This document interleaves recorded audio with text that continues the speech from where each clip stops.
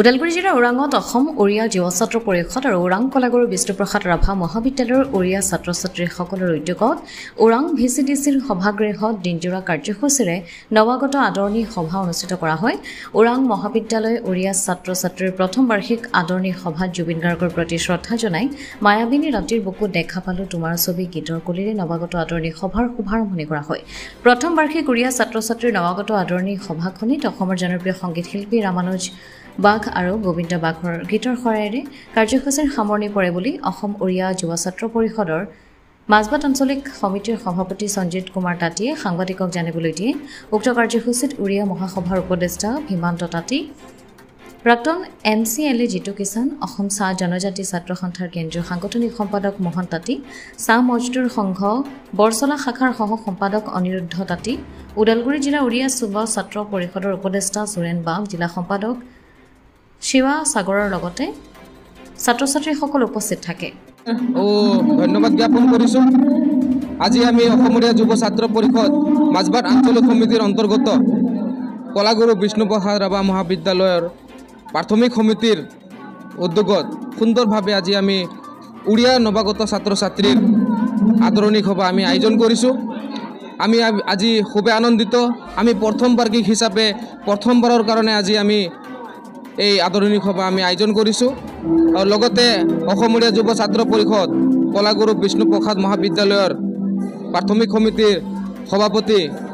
সন্মানীয় গোবিন্দ বাগ আজ্ঞা, লগতে সম্পাদিকা প্ৰীতি নায়ক, তেখেতসকলৰ এই কষ্টৰ দিন আজি সুকলমে সাফল্যমণ্ডিত হ'ল বুলি আমি অনুভৱ কৰিছোঁ। যাতে নেকি আজিৰ এই সভা, এই আদৰণি সভা পৰৱৰ্তী বিগত দিনত সুন্দৰকৈ তেখেতসকলে পালন কৰি যাব আৰু নিজৰ ওড়িয়া যুৱক ছাত্ৰ ছাত্ৰীসকলক শৈক্ষিক সামাজিক দিশত উজ্জ্বল ভৱিষ্যত কামনা কৰিব বুলি আমি আশা কৰিছোঁ। আমি এই মঞ্চৰ পৰা আমি আমাৰ জনগোষ্ঠীৰ ছাত্ৰ ছাত্ৰীসকলক আমি এইটোৱে জনাব বিচাৰিছোঁ যে তেখেতে আমাৰ অসমীয়া যুৱ ছাত্ৰ পৰিষদ সংগঠনক আঁকোৱালি লওক আৰু আমাৰ সংগঠনৰ লগত মিলি নিজৰ সংগঠনৰ, নিজৰ জাতিৰ, নিজৰ সমাজৰ, নিজৰ শিক্ষাৰ দিশত তেখেতে আগুৱাই যাব। কাৰণ সংগঠনৰ লগত জড়িত থাকিলে বিভিন্ন কথা তেখেতে শিক্ষিত হ'ব, বিভিন্ন কথা তেখেতে জানিব। ডিচিপ্লিন আমাক বহুত দৰকাৰ। এটা ছাত্ৰ ছাত্ৰীসকলৰ সদায় সিহঁতৰ পৰিষ্কাৰ পৰিচ্ছন্নতাৰ লগতে সিহঁতৰ ডিচিপ্লিন বহুত দৰকাৰ। আমি এইটো ভাবোঁ, কাৰণ যিকোনো ক্ষেত্ৰত আজিৰ তাৰিখত যদি আমি সংগঠনৰ লগত জড়িত নাথাকিলে আমি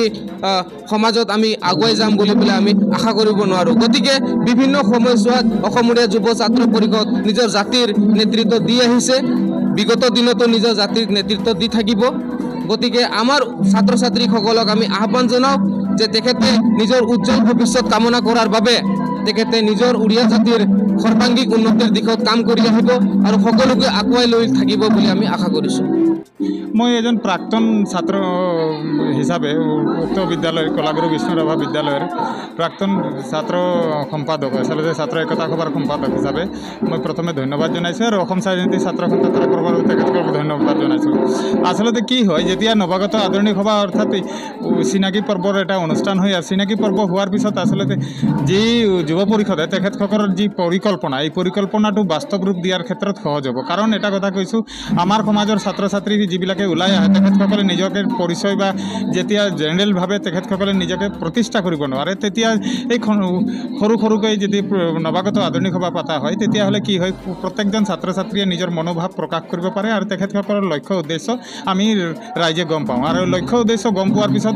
আমাৰ যিবিলাক কৰণীয় থাকে, আমি সংগঠন তৰফৰ পৰা যিবিলাক কৰণীয় থাকে সেইবিলাক সহজ হৈ উঠে। আৰু আশা কৰিম ইয়াত নৱাগত আদৰণি সভাই এই ছাত্ৰ ছাত্ৰীক তেখেতসকলৰ যি মনৰ ইচ্ছা, যি মনৰ ভাৱ সেইবিলাক প্ৰকাশ কৰিব সুবিধা পাব। আৰু আগন্তুক দিনত নিজকে পৰিকল্পনা কৰি ওড়িয়া জনগোষ্ঠীটোক প্ৰতিনিধি কৰিবৰ বাবে ওলাই আহিব। আৰু সেয়ে কামনা কৰিয়ে আচলতে যুৱ ছাত্ৰ পৰিষদে এই এনেকুৱা ধৰণৰ অনুষ্ঠান লৈছে। আচলতে মানৱ সম্পদ গঢ়িবৰ কাৰণে যুৱক যুৱতীকে আমি সম্পদ হিচাপে ল'ব লাগিব, তেতিয়াহে মানৱ সম্পদ গঢ়া হ'ব। আমি পিছপৰা সেই কথাটোতো কিন্তু কিছুমানেতো আমাক আগবঢ়া বুলি কৈ দিব বেছি ফাৰ্ষ্ট ক্লাছ বুলি ক'ব বিচাৰে আজি আপুনি গম পাইছে বৃহত্তৰ জাতিটোক যেতিয়া আমি ধৰি লওঁ উৰিয়াটোৰ লগে লগে আমি বৃহত্তৰ 108টা যি জাতি উপজাতি আছোঁ তেখেতসকলে আমি ধৰি লওঁ তে আমাক বুলি আগবঢ়া আমি ফাৰ্ষ্ট ক্লাছ বুলি কৈ পেলালে তে এতিয়া কথা হ'ল য'ত 250 টকাৰ দৰমহা পায় আমি কেনেকুৱা ধৰণৰ ফাৰ্ষ্ট ক্লাছ আৰু য'ত IPS ACS অফিচাৰ আছে সিহঁতে কেনেকুৱা বেকৱাৰ্ড তে সেই বেকৱাৰ্ড ক্লাছ সেইকাৰণে